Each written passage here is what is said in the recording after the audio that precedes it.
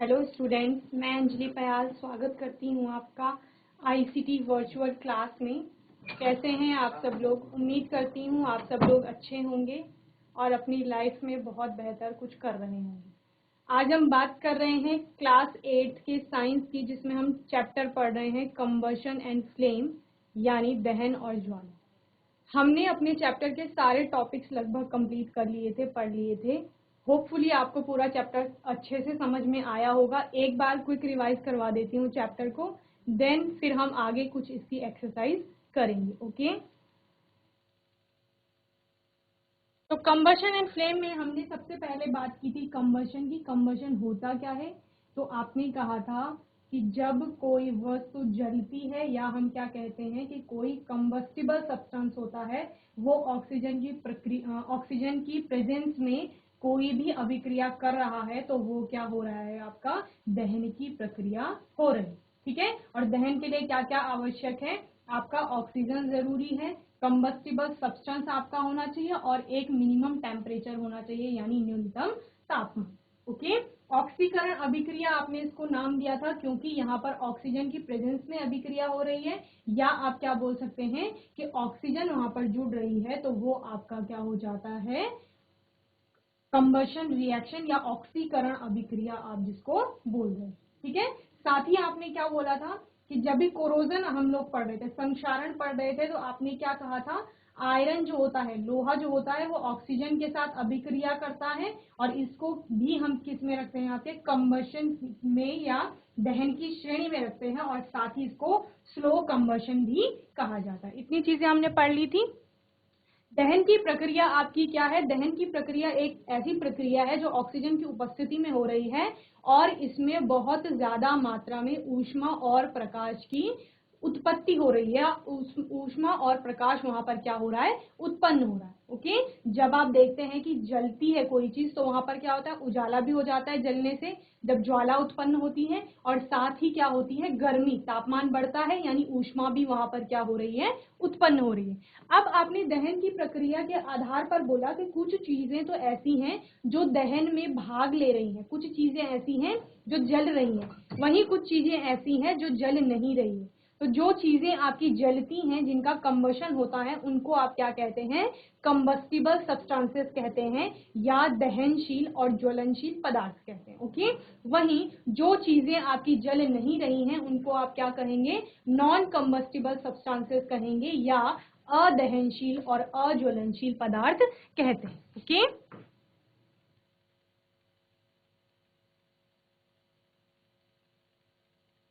ज्वलन ताप की हमने यहाँ पर बात की थी कि ज्वलन ताप आपका क्या है? मिनिमम टेम्परेचर है, न्यूनतम तापमान है, जो कि किसी भी कंबस्टिबल सब्सटेंस को जलाने के लिए आवश्यक है। ठीक है, या आप नॉर्मल लैंग्वेज में क्या कह सकते हैं कि जब पदार्थ जल रहा है, पदार्थ जल रहा है या आग को पकड़ रहा है, तो कम से कम टेम्परेचर उसको चाहिए जहां पर वो जलना शुरू करेगा, तो वो कम से कम टेम्परेचर उस पर्टिकुलर सब्सटेंस के लिए या पदार्थ के लिए क्या हो जाएगा? ज्वलन ताप या इग्निशन टेम्परेचर हो जाएगा। ओके, ये यहाँ पर हमने फायर एक्सटिंग्विशर की बात की थी। इसमें आपकी कार्बन डाइऑक्साइड गैस भरी होती है। कार्बन डाइऑक्साइड गैस, जब कहीं पर आग लगती है, तो आप क्या करते हैं? छोटी चीज पे किसी भी आग लग रही, तो आप उसको कवर कर देंगे। कवर करने से क्या होता है? ऑक्सीजन की सप्लाई वहां पर रुक जाती है। ठीक है, ऑक्सीजन की सप्लाई रुक गई, उससे क्या होगा? अब आग बढ़ेगी नहीं, फैलेगी नहीं। ठीक है, कार्बन डाइऑक्साइड क्या करती है? वहां पर अपना एक आवरण बना लेती है, जिससे कि वहां पर हवा अब नहीं आ पाएगी। ठीक है, हवा नहीं आ पाएगी, इनडायरेक्टली ऑक्सीजन नहीं पहुंच पाएगी, तो फिर क्या नहीं होगी? आग बढ़ेगी नहीं। ओके, ये हमने पढ़ा था। साथ ही हमने अलग अलग टाइप के किसकी बात की थी कि दहन जो होता है वो उसके विभिन्न प्रकार होते हैं, जिसमें आपका 3 प्रकार हमने पढ़े थे। एक आपका रैपिड कंबशन था, यानी तीव्र दहन। दूसरा आपका क्या था? स्पॉन्टेनियस, यानी स्वतः दहन। तीसरा आपने कहा था विस्फोट होगा। ठीक है, तीव्र दहन आपका क्या हो रहा था? एलपीजी हो गया, सीएनजी हो गया, आपका पेट्रोल डीजल हो गया। जब वो जलना शुरू करते हैं, तीव्र वहां पर क्या होती है? जलने की प्रक्रिया होती है। साथ ही क्या होता है? बहुत ज्यादा मात्रा में ऊष्मा और प्रकाश उत्पन्न होता है। ऐसे प्रकार के दहन को आप क्या कहते हैं? तीव्र दहन कहते हैं। ओके, दूसरा आपने स्वतः दहन कहा था, जिससे नाम से पता चल रहा है कि यहाँ पर चीजें अपने आप जलना शुरू करेंगी। जैसे आपने क्या कहा था कि फास्फोरस एक अधातु है, जब वो वायु के संपर्क में आती है तो वो स्वतः ही जलना शुरू कर देती है। ऐसे ही कोयले की जो खान होती है, वहां पर जो डस्ट पार्टिकल होते हैं कोल के, वो हीट और सनलाइट की प्रेजेंस में क्या करने लग जाते हैं, ग्लो करने लग जाते हैं, या क्या बोलेंगे आप, चमक रहे हैं, मतलब वो दहन की प्रक्रिया में भाग ले रहे हैं। या आपने कभी सुना है कि जैसे आसमान से बिजली गिरी और फिर किसी पेड़ में आग लग गई या जंगल में आग लग गई, ये भी क्या है, स्वतः दहन का एक प्रकार है, यानी कि स्पॉन्टेनियस क्या हो रहा है, वहां पर कंबशन हो रहा है।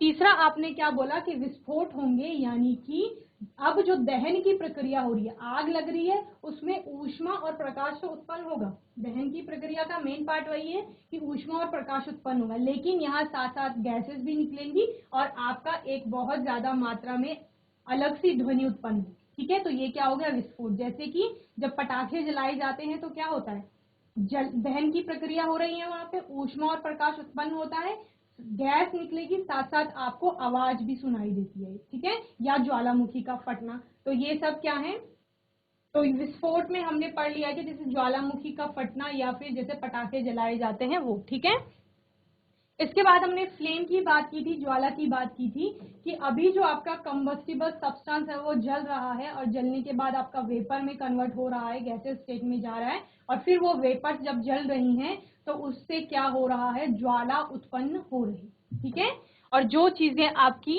वेपर में कन्वर्ट नहीं होंगी तो उनसे ज्वाला उत्पन्न नहीं होती है। जैसे कि आपका चारकोल हो गया, कोयला हो गया, जैसे लकड़ी से कोयला बनता है तो वो कोयला ज्वाला उत्पन्न नहीं करता, सिर्फ उसमें चमक दिखाई देती है जब वो दहन की प्रक्रिया में भाग ले रहा होता। तो ये हमने ज्वाला देखा था। ज्वाला के हमने 3 क्षेत्र बताए थे, एक आपका एक्सटर्नल पार्ट होगा, सबसे बाह्य क्षेत्र होगा, एक मिडिल वाला पार्ट होगा जिसको मध्य भाग आप कहते हैं, और एक सबसे अंदर का पार्ट होगा जिसको आप क्या कहेंगे, इंटरनल पार्ट। ओके, तो बाह्य क्षेत्र सबसे गर्म होता है, ब्लू कलर का दिखाई देता है। ठीक है, सबसे ज्यादा तापमान वहां पर होता है, क्यों, क्योंकि वहां पर कंप्लीट कंबशन हो रहा है, पूर्ण रूप से दहन की प्रक्रिया वहां पर हो रही है, और वहां पर सबसे ज्यादा तापमान है। इसलिए हमने कहा पढ़ा था कि गोल्ड स्मिथ जो होते हैं, जो सुनार होते हैं, वो क्या करते हैं, इसका उपयोग करते हैं सोने या चांदी को पिघलाने के लिए। ओके, देन जो मिडिल वाला पार्ट है, ठीक है, मध्य का भाग है, वहां पर हमने क्या कहा, या तो रेड कलर का होगा या येलो कलर का होगा,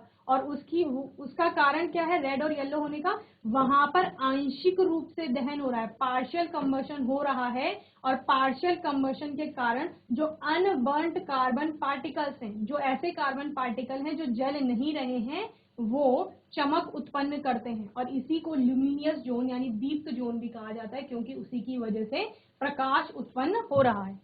इंटरनल पार्ट आपका है जिसमें कि हम क्या कह रहे हैं कि आपकी वेपर्स जो है वो जल नहीं रही, तो वो पार्ट आपका ब्लैक कलर का होता है, वहां पर कंबशन नहीं होता, ऐसा हम कहते हैं, और साथ ही साथ उसका तापमान सबसे कम होता। तो ये आपके 3 क्षेत्र हो गए किसके, ज्वाला के। ओके, आंतरिक क्षेत्र, मध्य क्षेत्र एंड बाह्य क्षेत्र।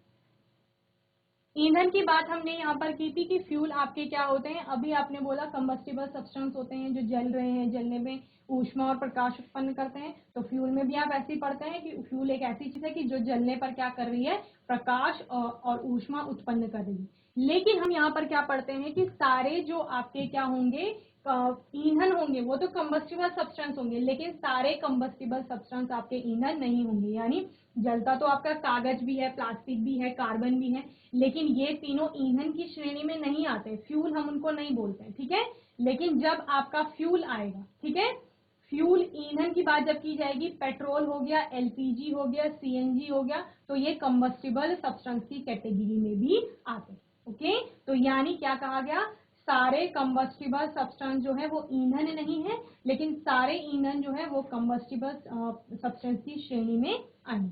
ओके, आइडल और नॉन आइडल फ्यूल की बात हमने की थी। तो आइडल फ्यूल आपके क्या थे, जो आपको इजीली अवेलेबल है, यानी आसानी से मिल रहे हैं, सस्ते, आपने इन्हें कहा था, और क्या कहा था कि ये वायु में सुगमता से जलते हैं, वहीं जलने पर कोई भी इनके जो अनैच्छिक हम बोलेंगे या फिर क्या बोलेंगे, अवांछित बोलेंगे, ऐसे पदार्थ उत्पन्न नहीं करते हैं, साथ ही अधिक मात्रा में ऊष्मा उत्पन्न करेंगे। ओके, ईंधन दक्षता की बात हमने की थी। ईंधन दक्षता को कैलोरीफिक वैल्यू में हम मेजर कर रहे थे। कैलोरीफिक वैल्यू आपकी क्या थी, किलोग्राम पर केजी में आप इसको माप रहे थे, और साथ ही क्या कह रहे थे कि अगर 1 किलोग्राम ईंधन को आप जलाते हैं तो उसमें जितनी ऊष्मा उत्पन्न होगी that is your calorific value. ठीक है, वो आपकी क्या हो जाएगी, ईंधन दक्षता हो जाएगी, ऊष्मीयमान हो जाएगी या कैलोरीफिक वैल्यू हो जाएगी।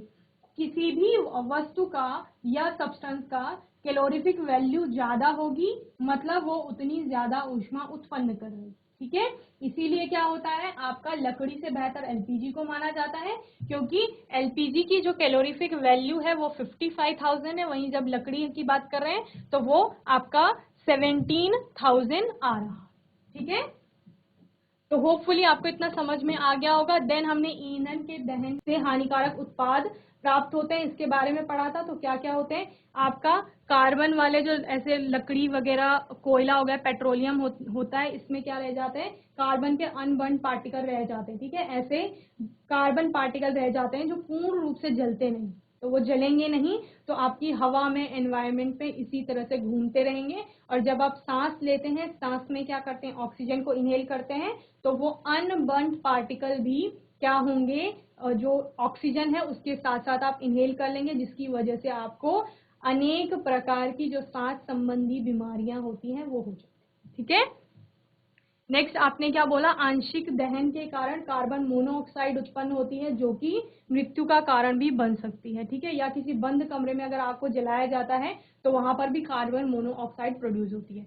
अधिकांश जीवाणु दहन के बाद कार्बन डाइऑक्साइड गैस निकालते हैं जो कि क्या है, एक ग्रीन हाउस गैस है। और ग्रीन हाउस गैस के कारण क्या होता है, ग्लोबल वार्मिंग बढ़ती है। ग्लोबल वार्मिंग क्या है, ग्लोब यानी अर्थ, अर्थ वार्म होना यानी गर्म होना, अर्थ का टेम्परेचर बढ़ रहा है, जिससे क्या होगा, अनेक प्रकार की नेचुरल डिजास्टर यानी प्राकृतिक आपदाएं आएंगी, ग्लेशियर्स जो होंगे वो पिघलेंगे, जिनसे क्या हो जाएगा, समुद्र का जल स्तर बढ़ जाएगा और उसके निकटवर्ती जितने भी क्षेत्र हैं वो क्या हो जाएंगे, डूब जाएंगे या जलमग्न हो जाएंगे। ओके, तो ये भी एक क्या है, प्रोडक्ट है इसका, दहन के बाद जो क्या क्या बन रहे हैं, ऐसे उत्पाद बन रहे हैं जो हानिकारक है। फिर आपने क्या कहा, डीजल, कोयले, ये सब जब क्या होते हैं, जलते हैं या इनका बहुत ज्यादा मात्रा में प्रयोग होता है तो आपके सल्फर के और नाइट्रोजन के ऑक्साइड्स बनते हैं, जिनकी वजह से अम्लीय वर्षा होती है। ओके, फिर हमने लास्ट में क्या पढ़ा फ्यूज के बारे में, कि आपको पेट्रोल डीजल से बेहतर है कि सीएनजी से चलने वाली गाड़ियों का उपयोग किया जाए। ठीक है, जो कि हमने नेचुरल गैस वाले चैप्टर में भी पढ़ा था, अपना जो लास्ट चैप्टर था उसमें, कि नेचुरल गैस क्या होती है, जलने पर किसी भी प्रकार के हानिकारक उत्पाद उत्पन्न नहीं करती है, या यह जो हमारा एनवायरनमेंट है उसको किसी भी तरह से प्रदूषित नहीं करती। वहीं लकड़ी में खाना बनाने से बेहतर है कि एलपीजी में खाना बनाया जाए, क्योंकि एलपीजी भी जब जलती है तो किसी भी प्रकार का धुआं या फिर किसी भी प्रकार के ऐसे हानिकारक उत्पाद उत्पन्न नहीं करती। ओके, तो मैंने एक और बार आपको पूरा चैप्टर रिवाइज करवा दिया है। होपफुली आपको ये चैप्टर अच्छे से समझ में आया होगा। किसी भी बच्चे के कोई डाउट है, कोई क्वेश्चन है तो वो आप लोग पूछ लेंगे। ओके, तो फर्स्ट क्वेश्चन, अब हम इसकी एक्सरसाइज करेंगे। क्वेश्चन है, choose the correct option in the following question. आपको क्या करना है, जो भी क्वेश्चन दिए गए हैं उसमें करेक्ट ऑप्शन को चूज करना है। 4 ऑप्शन का आपको यहाँ पर मिल रहा है। क्वेश्चन है, which one of the following gases is used in combustion. कौन सी ऐसी गैस है जो कंबशन यानी दहन में भाग लेती। ठीक है, पहला है आपका हाइड्रोजन, दूसरा है ऑक्सीजन, तीसरा है नाइट्रोजन और चौथा ऑप्शन है आपका कार्बन डाइऑक्साइड। जल्दी से क्वेश्चन नोट करें फिर आंसर बताइए। तो बच्चों, जब मैं आपको कंबशन बता रही थी, मैंने आपको 3 शर्तें बताई थी। एक, आपका कंबस्टिबल सब्सटेंस होना चाहिए, यानी जो पदार्थ जल रहा है वो जलने योग्य होना चाहिए। दूसरा, ऑक्सीजन चाहिए। और तीसरा, मिनिमम टेम्परेचर चाहिए, that is your ignition temperature. Okay, तो इस क्वेश्चन में क्या पूछा गया है, कौन सी गैस चाहिए, तो वो गैस कौन सी हो जाएगी, ऑक्सीजन हो जाएगी। ठीक है, ऑक्सीजन आपके दहन के लिए क्या होती है, आवश्यक होती है। यानी जिस स्थान पर अगर ऑक्सीजन नहीं है तो वहां पर आग आप नहीं जला पाएंगे। समझ गए। नेक्स्ट क्वेश्चन है आपका, the burning of LPG is an example of. ये तो आपने नोट कर लिया होगा, the burning of LPG is an example of. तो यहाँ पर rapid combustion, spontaneous combustion, slow combustion और एक्सप्लोजन। ठीक है, तो रैपिड कंबशन आपका क्या था, तीव्र दहन। स्पॉन्टेनियस क्या था, स्वतः दहन। ठीक है, स्लो क्या था, धीमा दहन। एक्सप्लोजन क्या था आपका, विस्फोट।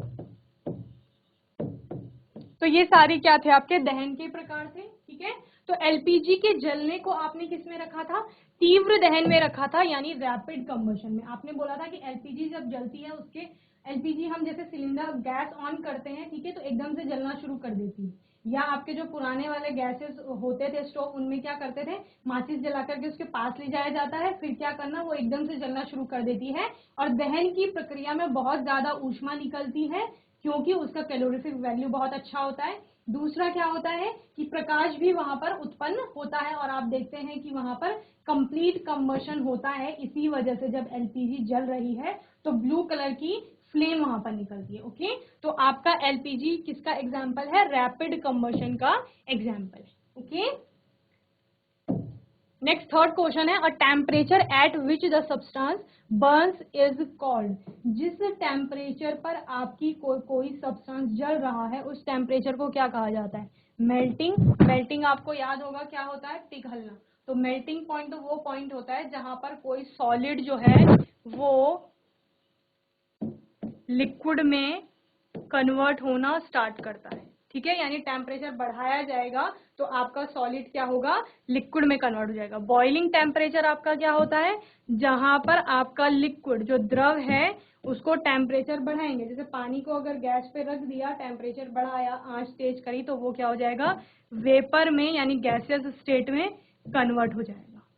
ठीक है, थर्ड आपका क्या है, किंडलिंग टेम्परेचर। तो किंडलिंग टेम्परेचर ही वो टेम्परेचर होता है जहां पर कोई वस्तु बर्न करना स्टार्ट होती। इवेपोरेशन आपका क्या होता है कि जब कोई चीज लिक्विड क्या हो रही है आपकी, सेम वही है, जैसे बॉइलिंग है वही आपका क्या होता है, इवेपोरेशन में होता है। वाष्पीकरण में क्या होता है, पानी है जैसे वो भाप बन करके उड़ गया। ठीक है, वाटर कन्वर्ट हो गया किसमें, वेपर में। तो इस क्वेश्चन का ऑप्शन कौन सा है, सी ऑप्शन है, किंडलिंग टेम्परेचर उसको कहा जाता है जिस पर कोई भी वस्तु क्या होती है, जलती है। ओके, फोर्थ क्वेश्चन है, which is non renewable source of energy. इनमें से कौन सा non renewable source of energy है, यानी गैर नवीकरण या गैर नवीनीकरण, जिसको आप पुनः क्या नहीं कर पाओगे, रिन्यू नहीं कर पाओगे। ए है नेचुरल गैस, बी है विंड एनर्जी, सी है टाइडल एनर्जी और डी है मैकेनिकल एनर्जी। तो इन सब एनर्जी को आप क्या कर ले जाते हैं, रिन्यू कर ले जाते हैं। ठीक है, यानी नवीनीकरण इनका हो जाता है। ठीक है, नेचुरल गैस को आप किस में पढ़ रहे थे, फॉसिल फ्यूल में पढ़ रहे थे। लास्ट चैप्टर याद होगा आपको, कोल एंड पेट्रोलियम वाला, फॉसिल फ्यूल्स में पढ़ रहे थे इसको। और फॉसिल फ्यूल आपका क्या होता है, नॉन रिन्यूएबल होता है।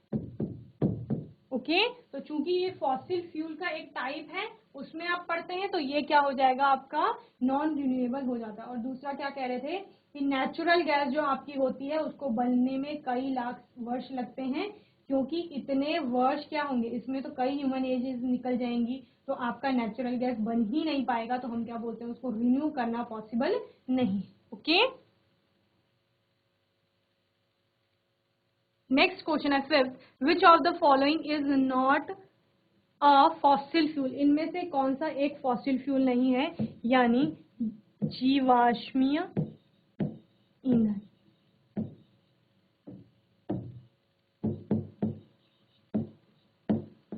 तो जीवाश्मीय ईंधन में आपने तीन तरह के ईंधन पढ़े थे, एक आपका क्या था, कोल, दूसरा था पेट्रोलियम, तीसरा था नेचुरल गैस। ठीक है, तो इनमें से कौन सा नहीं होगा, तो आपका वाटर गैस जीवाश्मीय ईंधन का प्रकार नहीं होता है। ठीक है, ये हमें तीनों प्रकार के, ये जो तीनों प्रकार के हैं ये किससे मिलकर के बन रहे थे, फॉसिल से बन रहे थे। ठीक है, पहले फॉसिल का निर्माण हो रहा था, यानी मृत जीव अपने अवशेषों में बदल रहे थे, फिर उन अवशेषों से ईंधन का निर्माण हो रहा था, जहां पर आप कह रहे थे कि फॉसिल फ्यूल के ये तीनों टाइप्स हैं। तो आपका आंसर क्या हो जाएगा, water gas. Okay, next question है which gas helps in the process of combustion.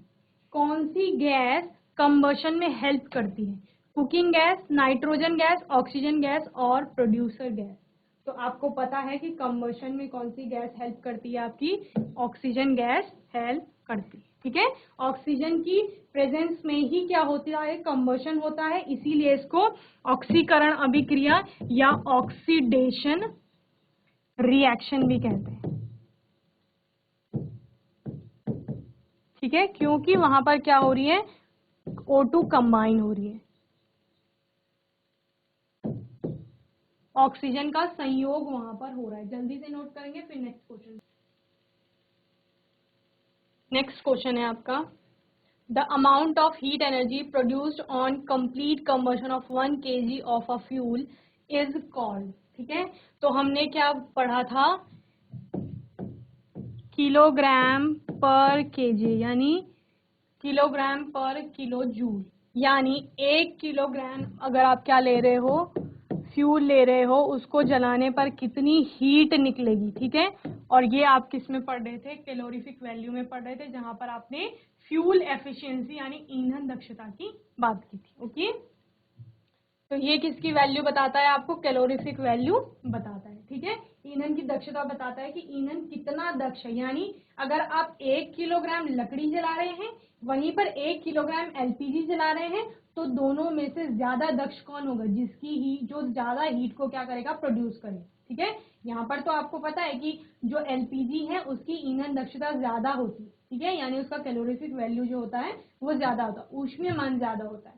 लेकिन वैसे अगर आपको पता करना है कि दो ईंधन है आपके पास, उनको कंपेयर करना है, तो आप क्या करेंगे? सेम क्वांटिटी लेंगे दोनों का, सेम मात्रा में, और दोनों को जलाएंगे, और जलाने पर क्या देखेंगे कि किसका ऊष्मीयमान ज्यादा है। जिसका ऊष्मीयमान ज्यादा होगा वो उतना ही अच्छा दक्ष ईंधन होगा। ओके, तो इसका आंसर क्या हो गया आपका? Calorific value. नेक्स्ट क्वेश्चन है आपका which zone represent the partial combustion in candle flame. Okay, तो कैंडल की फ्लेम क्या थी? ये आपका ब्लैक वाला पार्ट आ गया, देन आपने क्या बोला था? येलो वाला पार्ट आएगा, देन आपका आएगा रेड पार्ट, देन आएगा ब्लू पार्ट। ठीक है, तो यहाँ पर आप क्या कह रहे थे कि इसमें तो कंबशन हो ही नहीं रहा है, ब्लैक वाले पार्ट में बिल्कुल भी कंबशन नहीं हो रहा है। रेड और येलो पार्ट में आपने क्या बोला था? पार्शियल कंबशन हो रहा है, आंशिक दहन हो रहा है, यानी कि आपको क्या मिल रहे हैं? अनबर्न्ड कार्बन पार्टिकल्स मिल रहे हैं। ओके, और यहाँ पर ब्लू वाले पार्ट में आपने क्या बोला था? कंप्लीट कंबशन हो रहा है। तो पूछा जा रहा है आंशिक दहन कहाँ पर हो रहा है, यानी पार्शियल कंबशन कहाँ पर हो रहा है? Outer zone, middle zone, inner zone, lower. ठीक है, कौन से जोन में हो रहा है?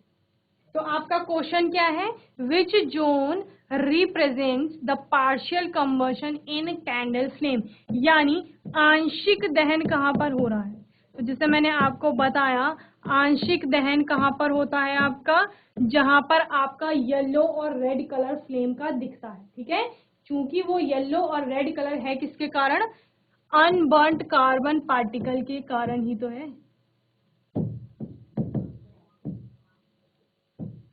कंप्लीट कंबशन उनका नहीं हो पा रहा है, इस वजह से वो कार्बन पार्टिकल क्या कर रहे हैं? आपका ग्लो कर रहे हैं, और उनकी ग्लो के कारण ही वो येलो और रेड कलर दिखाई दे रहा है। और वो कौन सा जोन है आपका? मिडिल जोन है। ठीक है, तो आपका आंसर क्या हो जाएगा? बी ऑप्शन हो जाएगा, मिडिल जोन। ओके, जल्दी से क्वेश्चन नोट करेंगे, फिर नेक्स्ट क्वेश्चन देखेंगे।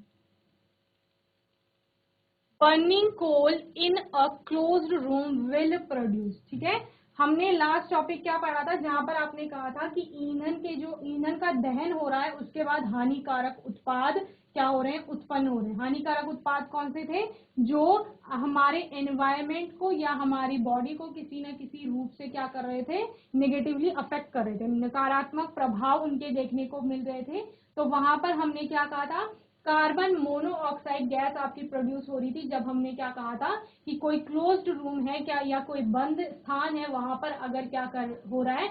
दहन हो रहा है, किसी फ्यूल को जलाया जा रहा है, तो वहां पर कार्बन मोनोऑक्साइड गैस क्या होगी? आपकी प्रोड्यूस होगी। और वो कार्बन मोनोऑक्साइड गैस कैसी होती है? बहुत ही हानिकारक होती है, उससे व्यक्ति की मृत्यु भी हो सकती है। ओके, तो यहाँ पर आपका आंसर हो जाएगा कार्बन मोनोऑक्साइड। ओके,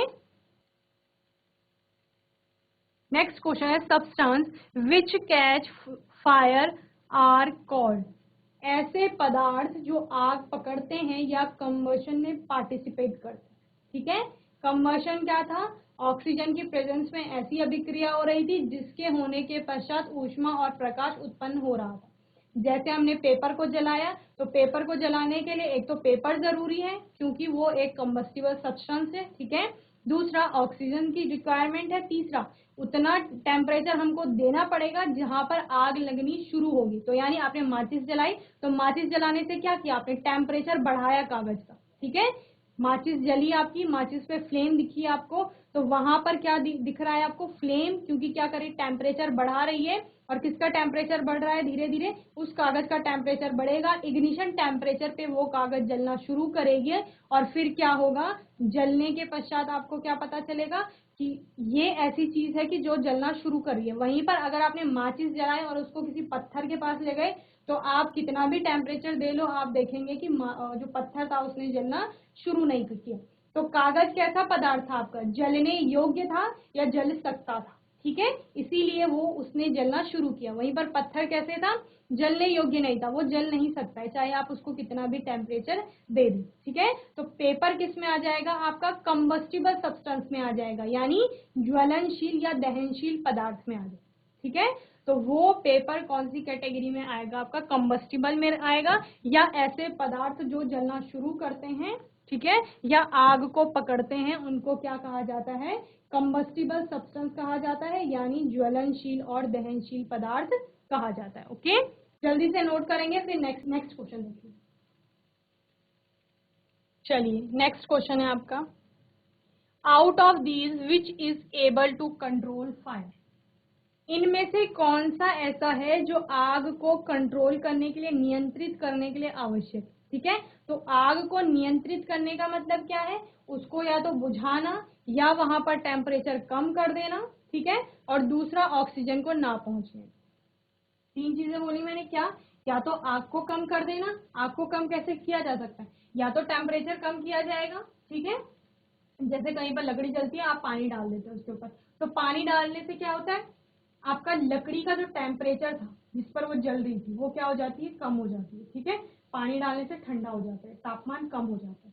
वहीं आप क्या कर रहे हैं, कोई चीज जलती है तो आप उसके ऊपर कंबल डाल देते हैं या कोई शीट डाल देते हैं, तो वो क्या करता है, एयर की सप्लाई को रोकता है, ऑक्सीजन की सप्लाई को रोकता है। क्यों, क्योंकि कंबशन के लिए ऑक्सीजन आवश्यक है, और ऑक्सीजन को रोक दिया जाएगा अगर, तो वहां पर आग नहीं लगेगी। तो इतनी चीजें कौन कर रहा है आपका, जब हमने फायर एक्सटिंग्विशर की बात की थी, जो आपके सिलेंडर्स होते हैं, जब उनका यूज किया जाता है, कहीं पर आग लग जाती है तो फायर एक्सटिंग्विशर का यूज किया जाता है, उसमें कार्बन डाइऑक्साइड गैस होती है, और ये कार्बन डाइऑक्साइड गैस क्या करती है, आग वाले एरिया में एक आवरण बना देती है अपना, जिससे कि वहां पर एयर सप्लाई ना हो सके, हवा ना पहुंच पाए। तो वो कौन सी गैस है आपकी, CO2 गैस है, carbon dioxide. Okay, next question है आपका, which zone of a flame does a goldsmith use for melting gold and silver. ठीक है, इनमें से कौन सा जोन, फ्लेम के तीन जोन आपने पढ़े, बाह्य क्षेत्र, मध्य का क्षेत्र और आंतरिक क्षेत्र। ठीक है, तीनों जोन में से कौन सा जोन ऐसा है जिसका प्रयोग सुनार करते हैं सोने और चांदी को पिघलाने के लिए, तो वो कौन सा जोन है आपका, आउटर मोस्ट जोन है, या आप क्या कहेंगे, सबसे बाह्य क्षेत्र है, क्योंकि वहां पर कंप्लीट कंबशन होता है, कंप्लीट कंबशन हो रहा है, साथ ही वहां पर टेम्परेचर बहुत ज्यादा है, तो इसीलिए आउटर जोन का प्रयोग किसके द्वारा किया जाता है, सुनार के द्वारा किया जाता है। ठीक है, तो बच्चों आज हमने एक बार चैप्टर को दोबारा रिवाइज किया अच्छे से, साथ ही अपने एक्सरसाइज में कुछ क्वेश्चंस किए। होपफुली आपको ये क्वेश्चंस अच्छे से समझ में आए होंगे। किसी भी बच्चे का कोई डाउट रहता है, कोई क्वेश्चन है, तो वो आप लोग नेक्स्ट सेशन में पूछ लीजिए। ओके, अपने नेक्स्ट सेशन में हम कुछ और क्वेश्चंस को लेकर चलेंगे, और तब तक के लिए ICT वर्चुअल क्लास से जुड़ने के लिए धन्यवाद।